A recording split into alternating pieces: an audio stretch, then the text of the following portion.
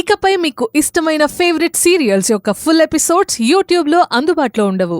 కేవలం సన్నెక్స్లో మాత్రమే ఫ్రీగా చూడొచ్చు.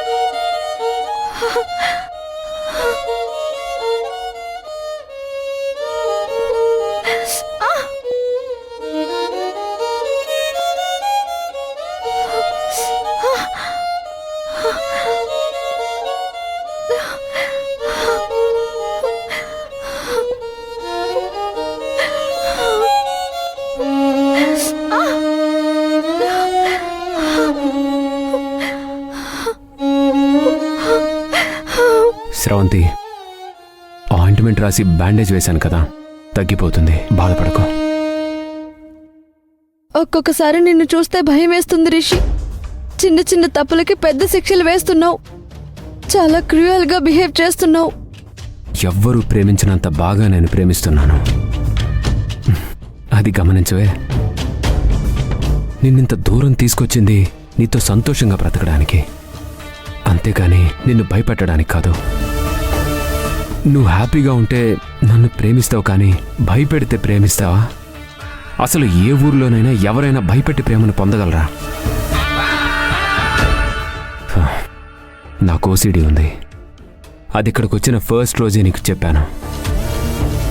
ఇల్లు నీట్గా లేకపోయినా, ఎదుటి వాళ్ళు తప్పులు చేస్తున్నా నేను వైల్డ్గానే బిహేవ్ చేస్తాను.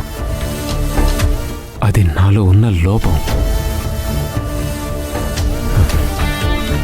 ఒక మనిషిని అతని లోపాలతో సహా ప్రేమించినప్పుడే దాన్ని ప్రేమ అంటారు. నీలో ఉన్న ఎన్నో లోపాలను నేను భరిస్తున్నాను. నీకోసం ఎన్నో కష్టాలు భరిస్తున్నాను. నువ్వు నన్ను అనుమానిస్తున్నావా? అయినా నీకోసమే కదా శ్రవంతి నేనిలా దేశాలు పట్టుకొని తిరుగుతుంది. నిన్ను హ్యాపీగా ఉంచడానికే నా ప్రయత్నం అంతా. నీతో సుఖంగా బతకాలనే నేపాల్కి తీసుకెళ్లాను. అక్కడి నుండి అమెరికా తీసుకెళ్దాం అనుకున్నాను. కానీ మీ నాన్న మనుషులు, పోలీసులు అడ్డుపడ్డం వల్ల అమెరికా వెళ్ళలేకపోయాం. అందుకే ఇక్కడికి తీసుకొచ్చాను.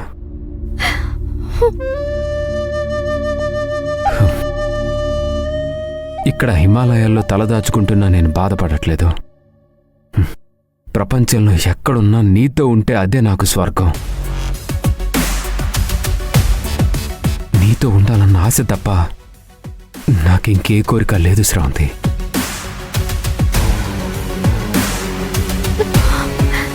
తప్పంతా నాదే రిషి. ఇవన్నీ నువ్వెందుకు చేస్తున్నావని నేను ఆలోచించలేకపోయాను. నా మీద నీకున్న ప్రేమ సముద్రమంతా లోతైంది. ఆ విషయం మర్చిపోయి ఇలా చేశాను. I'm sorry Rishi. నీ మానసిక పరిస్థితి నాకు అర్థమవుతుంది శ్రవంతి.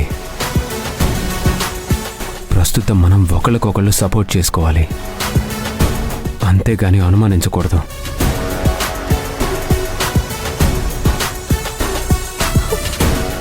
సారీ రిషి, నిన్ను బాధ పెట్టినందుకు. ఇంకెప్పుడు రిపీట్ చేయను.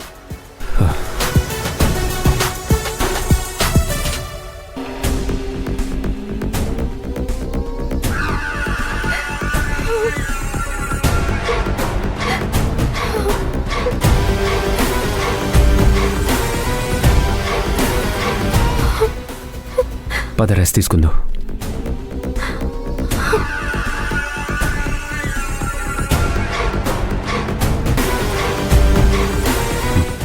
పడుకో.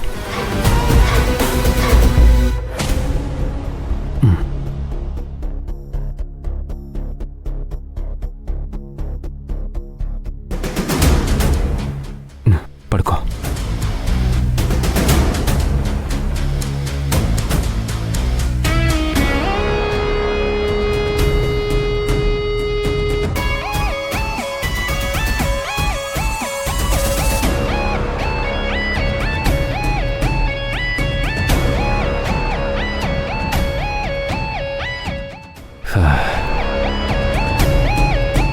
ఈ భూమి మీద నీలాంటి మంచి మనుషులు ఉన్నారని ఎవరైనా చెప్తే నమ్మేవాణ్ణి కాదు. కానీ ఇప్పుడే చూస్తున్నాను. ఇంత మంచి దానిలా ఎలా పుట్టావే? మా మామ పగ లేకుండా ఉంటే నిన్ను నెత్తిన పెట్టుకొని చూసుకునేవాణ్ణి. ఎందుకంటే నీ అంత మంచి భార్య ఎవ్వరికీ దొరకదు.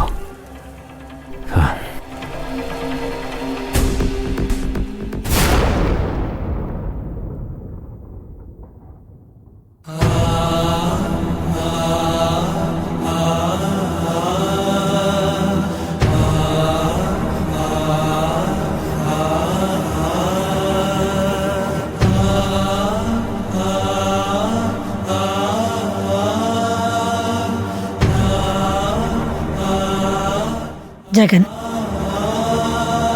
ఇప్పుడేం చేయాలో, స్రవంతిని ఎలా కాపాడాలో ఆలోచించు. అంతేగాని ఇలా దిగులుగా కూర్చోడం వల్ల ఉపయోగం లేదురా. నన్నేం చేయమంటావమ్మా?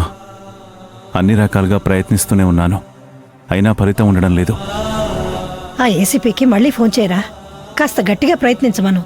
ఆయన ప్రయత్నాలు ఆయన చేస్తూనే ఉన్నాడమ్మా, కానీ రిజల్టే కనపడడం లేదు.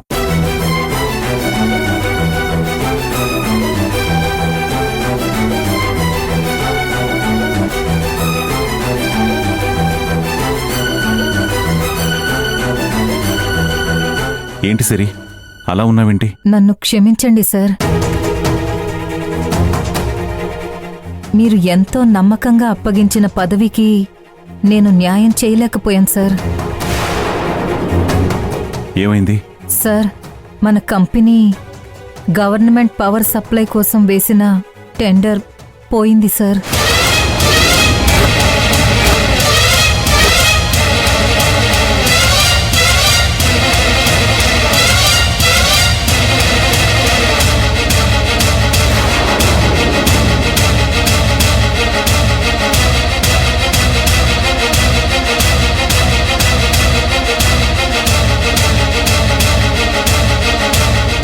అవును సార్, ఇది చాలా పెద్ద టెండర్ అని నాకు తెలుసు,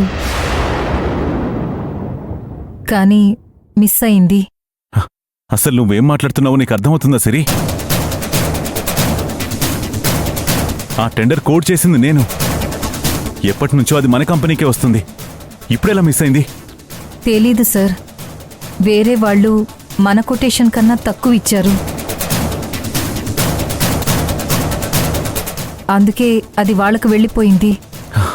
ఇంపాసిబుల్, మనకన్నా ఎవరు తక్కువ కోడ్ చేయలేరు. అదే నాకు అర్థం కావట్లేదు సార్. మన కొటేషన్ ఎంతో తెలిసినట్టు వాళ్ళు దానికంటే కొంచెం తక్కువకి కోట్ చేశారు సార్.